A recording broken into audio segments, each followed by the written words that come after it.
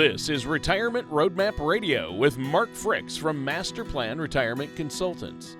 Listen in as we address your financial concerns and provide helpful solutions to put you on the path to achieving your retirement goals. And now, here is Retirement Roadmap Radio with your host, Mark Fricks. Well, hello again and welcome to another episode of Retirement Roadmap Radio with me, Mark Fricks, your host from Master Plan Retirement Consultants. And our co-host today, Mr. Tony Shore, will not be joining us. We've had some technical difficulties, so hopefully he'll be back next week. So in the meantime, we're going to do a show that we do about once every year or so, and it's entitled We Get Emails. A long time ago, we would call it We Get Letters, but I don't think anybody writes anymore. So we get emails, and these are emails with questions, many times from people that have listened to the show. Other times it's just maybe other people that have contacted us or through other means, or maybe they were referred to us. But these are questions that you're most likely to ask as well, because we get asked these questions a lot. And so we're going to be going through those questions. So I'm going to kick it right off. We're going to get going here. It's hard to have clever banter when you don't have a co-host, so we're just going to launch into these here. So the first one I want to talk about is Social Security. A lot of times folks will ask us, will it be around? Should I plan on it not being there? And by the way, if you can retire without counting Social Security as future income, then you're in a great position. But I do not believe it's going away. I don't think the largest social program we have can go away. I think that there would be a revolt like you've never seen. I think it would be, everybody in Congress would be, kicked down or at least not reelected. And what you have to remember is since Social Security came into being in the 30s, we've had 6 or 7 major changes to it just because of either they wanted to offer a better benefit or it was going broke. This has happened before, so this is not anything new. Now, we have a lot less cooperation in Congress now, so it may take longer to get things done. They may wait till the last minute, but it will get done. A lot of times people will say, well, I turned on my Social Security at age 62, and I'll ask them why. And sometimes they have great reasons. My health is not good. I may not live long enough. I needed the money, things like that. But I hate it when I hear this answer. When I hear the answer of, because I think it's going away, I went in and turned it on. Well, let me tell you, if it goes away, that we have a much more serious problem than just Social Security, and it would go away no matter whether you're on it or not. I don't think it'll be grandfathered in, because the only way it's going away is if, again, there's a major issue in this country. So don't let that drive you. It is going to be around, but then the question becomes how are they going to fix it? So I've got a couple of things I've read about. I know Congress has discussed some of these things, and some of them include raising the retirement age. Right now, 66 to 67 is full retirement age. I see that being bumped to 70. Now, if you're under the age of 40 or 50, don't worry about it. When they make those kind of changes, they make people that are within 20 years or so of retirement exempt from that change. But it will affect, a younger generation and going forward. Is that a bad thing? Well, when you consider that when Social Security first came out, the average age mortality was age 63 and full retirement was 65, I think it's probably fair that since we're living, 20 years longer on average, that we probably should raise the retirement age for Social Security. So I think that's one change they'll make. I think they'll tax it 100%. Right now it's between taxation of up to about 80 or 85%. For some folks, 50%. Some folks, it's not taxed at all if that's your only income. But I think they'll make it taxable for everyone, all the way up to 100%. I think that's coming. It could be needs-based in the future. In other words, if you've got other good income, or if you have more than $2 million in your IRA or something like that, I very well think that they could say, well, you have enough money, we're going to give it to somebody else. I think that's totally unfair, because we've been paying into it all these years. We think of it as our money we paid in. In reality, it's a tax. and there's no guarantee you'll get your tax back, right? I mean, if you've paid income taxes, does that mean you'll get a refund? Of course not. So, I know there's arguments about entitlement and things like that. I don't believe it's an entitlement, okay? But I do know that the government could do that if they wanted to. They could make it means tested, and you may not get it at all, okay? So, but that means you supposedly, theoretically, have a lot more money in the bank account than maybe the guy next door, okay? The other thing I could see changing would be the cost of living increases. Maybe they change the formula so that the increases are less. I could see that happening. So those are some of the things I see happening to change Social Security. But again, I don't think it's going away, and I don't think you make a decision to turn it on earlier just because of fear of it going away, okay? Another email we'll get sometimes, a little bit different change of direction here. How should my diversification change as I near retirement? Okay, so now I know where this email's coming from. They're coming from these magazine articles you read and these talking heads on TV that talk about, as you get older, you want more in bonds and less in stocks, and maybe you don't want as many small stocks and things like that. That may be important, okay, but it goes much deeper than that when it comes to true retirement planning, which is what we do. We do something called the color of money. If you've read my book, if you've listened to some of the shows, you know what we're talking about. We're talking about the first level of diversification is not more bonds, more stocks, less stocks, more bonds. It's about the type of money you have. And there's only 3 types of money, right? The first type of money we call yellow money, which is cash, okay? That could be cash in your mattress. That could be cash in the bank. It could be a money market, a CD, anything that doesn't go down. And so the principal's protected, but it doesn't go up a whole lot either. But it is liquid. So the positive is it's liquid, and you don't lose it except inflation and the value of the dollar. But theoretically, you don't lose the principal, right?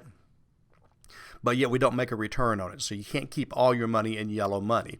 The second type of money is what I call red money. Think of red equals risk, okay? So red money is money that is at risk. So it's some type of a market. It could be stocks, it could be bonds. Yes, bond funds can go down. It could be gold, it could be land, anything that can increase in value and decrease in value.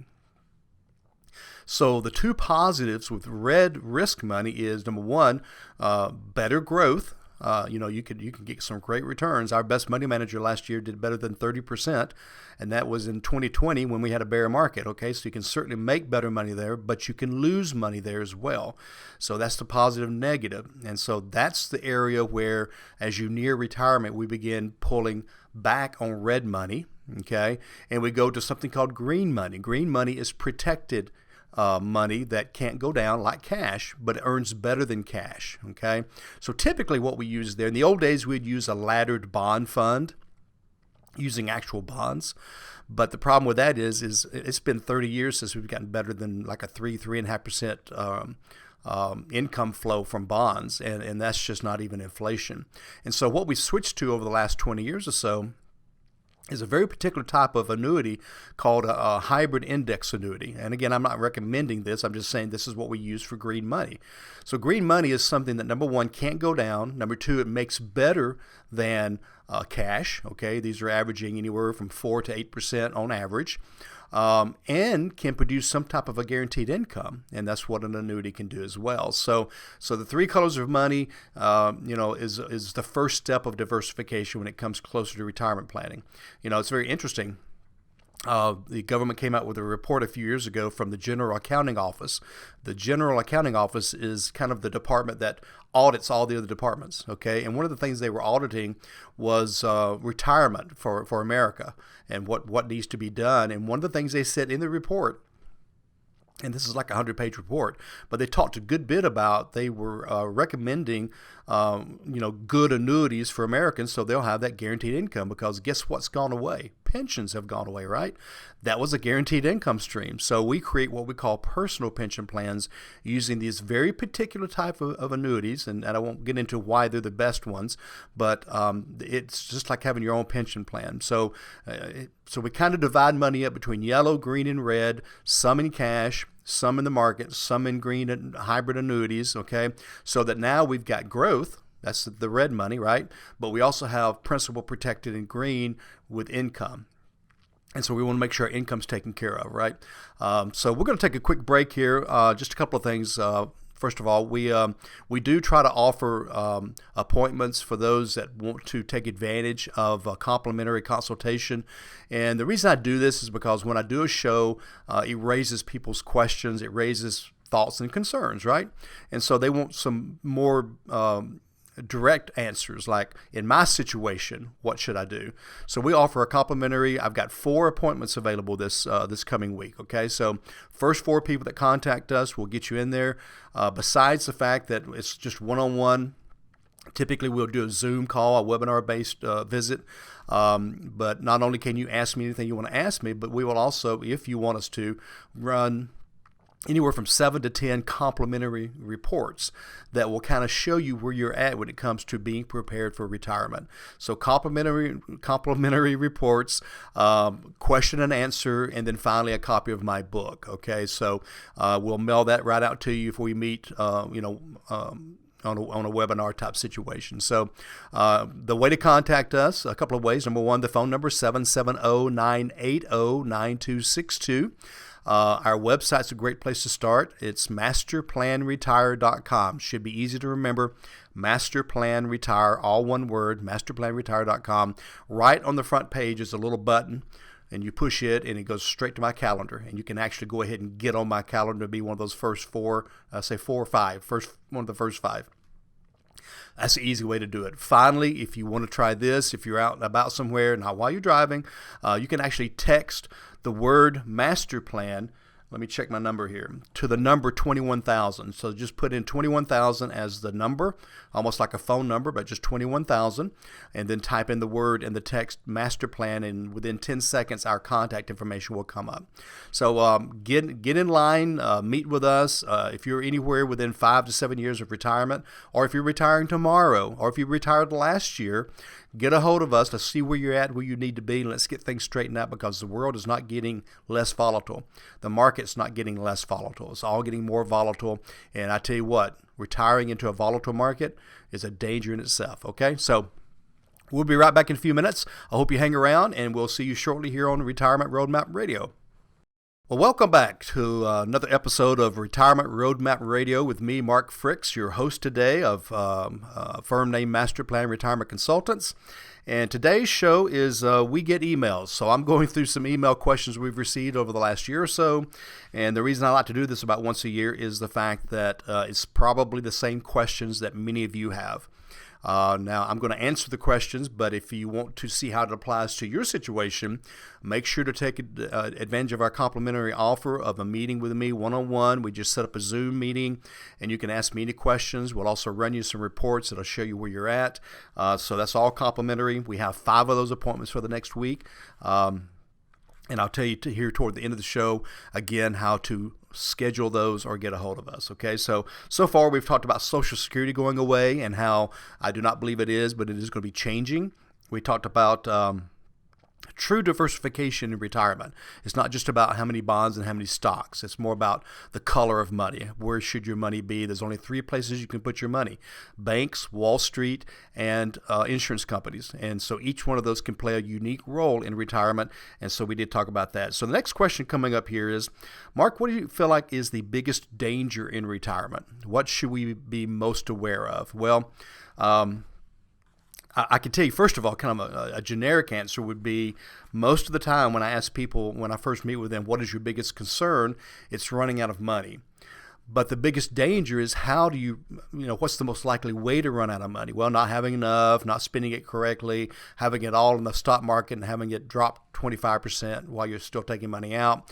But I think the biggest danger, and some of the things we're doing the most of, is tax strategies or taxes in retirement. Okay, we feel like not only have we just had an election where our new president has already promised in his campaign speeches that he was going to raise taxes. So that's a given. So it's a matter of how much and how soon and how often, right? So we know it's coming, okay? And some of you are within a month or a year or 5 years of retirement, and I'm willing to bet that 90% or more of your money is going to be taxable in retirement, okay? So Social Security, like I said, is taxable up to 85% of it is taxable. All of your IRA money, 401k money, TSP money, 403b money, all of that is 100% taxable as you take it out, okay, at whatever rate we're at, right? What's your rate going to be in 5 years, right? And if you have a pension, it's going to be between 90 and 100% taxable, okay? And so you're looking at all of your income being taxable. So if you are used to getting $5,000 a month to spend, which means you're having to take out maybe $6,500 because of taxes, gross, now you have to take out $7,500 maybe because your bracket went up. That's another $1,000 a month. That's $12,000 more a year over a 20-year period. That's $250,000 more you're taking out of accounts to make ends meet, okay? And you know, it's funny. If taxes go up, you can't call your electric company to say, hey, my taxes went up, can I pay less? Okay, it doesn't work that way, right? So we are very pro-tax strategies. Now, you know, a lot of you have CPAs and accountants you use, and they do a great job. But the problem, most of them don't do a lot of tax planning. They do tax preparation. Now, they may have a meeting with you and say you should do more of this or more of that or whatever, but we sit down and do a written tax strategy to begin creating and turning those taxable dollars into tax-free dollars, okay? I'd like to see at least half your income tax-free by the time you reach retirement or within 5 years after retirement, okay? Because that's when we think taxes are most likely to go up is the next 2 to 5 years, okay? So if you don't have a tax strategy, then you're not working with a retirement planner. You're working with an investment advisor or a broker or an insurance agent, okay? So make sure that, again, part of our discussion when you schedule your complimentary consultation is going to be, tell me what you guys do about taxes, or how should I think about taxes and things like that, okay? So that's another very important area, but I would say that's the biggest danger I see coming is the effect of taxes on our money, okay? So that kind of leads me to the next one. This letter here I'm going to paraphrase this letter because, email is kind of a long one. But basically what they're asking is, Mark, I keep hearing about all these different people that work with people's money. I hear some are called brokers, some are called investment advisors, some call themselves financial planners. You know, there's not a lot of rules about what you can call yourself. Now, you can't call yourself an investment advisor if you don't have a securities license, but pretty much anybody can call themselves a financial planner. I knew a guy, this has been years ago, he worked for Allstate, and he sold homeowners and car insurance and some little commercial policies and life insurance. And Allstate at that time required all their agents to get a securities license so they could sell mutual funds. We started calling himself a financial planner. That's not it wasn't illegal. You can do that, but that certainly is not a financial planner because he can sell you some mutual funds, okay? So you have to really understand what you're looking for. So this is kind of the way I put it. If you are, I'd say within 7 years of retirement, okay? Maybe even 10, but definitely 7 or less. You need to graduate from whatever you're doing, whether it's yourself, whether it's an investment advisor, whether it's somebody at Wells Fargo or whatever. You need to graduate to a retirement consultant or a retirement planner because you're not getting things like Social Security planning. When should you turn on Social Security? Income planning. Do you have an income plan for the rest of your life to ensure that you don't run out of money? Do you have a better diversification of your money from a standpoint of what we talked about earlier? Wall Street, insurance companies, cash. What about diversification from a tax standpoint that we've already talked about? Do you have a tax plan? Do you have an estate plan? Not just a will, not just a trust, but does it tie into the rest of your stuff? Does it tie into your beneficiaries? Does it tie into your ownership of certain things? Okay, so all that's got to be tied together. Okay. Do you have a health care plan for the future? What I mean by that is what kind of a supplement will you get if you retire before Medicare age? What are you going to do about health insurance? Folks, I could go on for another 30 minutes on all the different components of retirement planning versus just investing money with somebody, okay? And just because they mention Social Security, we have software for that. We have software for all of these things, and including federal benefits and state and local benefits. How does your pension work? How can you take it? Can you roll it over? How should you take it a survivor benefit for your pension? What do you do with the money you saved in your retirement plan with the state or the local government or whatever it may be? So we also are registered and have a designation to work with those kind of people as well. So that's what you need to be looking at. If somebody comes in and they're within 3 or 4 years of retirement, I'll ask them, why have you not yet hired a retirement planner or a retirement consultant? And sometimes it's because, well, I didn't know the difference, or I didn't know they existed. I procrastinated. My frat brother from 20 years ago manages my money, and I'm afraid to leave him. Well, what's more important, a frat brother or your family and you? Okay, so just wanted to make sure I got that one answered because I get that question a lot. Okay. Let's see what else we have. So get this one a lot too. A trust versus a will. What's the difference? So I only have a couple minutes left, but basically a will. First of all, you need something, okay? Because if you don't have a will or trust, the county you live in or the state has a will for you. It's called dying intestate. It means dying without a will, and the state decides where your money goes. Okay, so don't do that. Okay. But basically, a will is a set of instructions to the probate court. And I don't mean this in a funny way, but it's a dead document until you die, then it comes to life. But it's not giving your wishes to your family, it's giving the wishes to the probate court. And then the probate court will interpret how to handle the wishes in there and work with the executor or executrix to make sure that happens, okay? So first of all, it's a little bit less control because it's technically up to the judge exactly how it is all going to be divided. And I've got stories I could tell, but not going to tell them today. But also it's a public. You have to file the will and the inventory of the deceased. You have to advertise in the newspaper. They have to notify all the next of kin to let them know that you've passed away, and might need to check things out so it could be contested. Okay, so that's a will. A trust is a living entity the day you sign the paperwork. It's almost like a corporation, okay? And it holds your stuff. So instead of you owning it, the trust owns it. Therefore, it doesn't go through probate because the only thing that goes through probate are things you own. If my trust owns it, the trustee that takes over, if I pass away, they just follow the instructions of the trust and they handle all that. And probate doesn't even have to sniff it, okay? So you save on probate costs. You have more control. You can spread money out for the next 99 years. You can have it's a no contestability clause, which means if you contest it, you're automatically ruled out of the trust. It doesn't have to be advertised.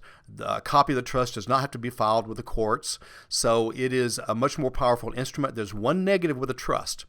It costs about 2.5 times more expensive to set it up. But in the long run, especially if you have to pay for probate cost, it's a whole lot better document. Now, am I recommending that for you because you're listening? No. Depends on your assets and other things, but that's a discussion you might need to have with somebody like us, okay? So we are running out of time. A couple of things. I want to do a little bit of housekeeping as we wrap up.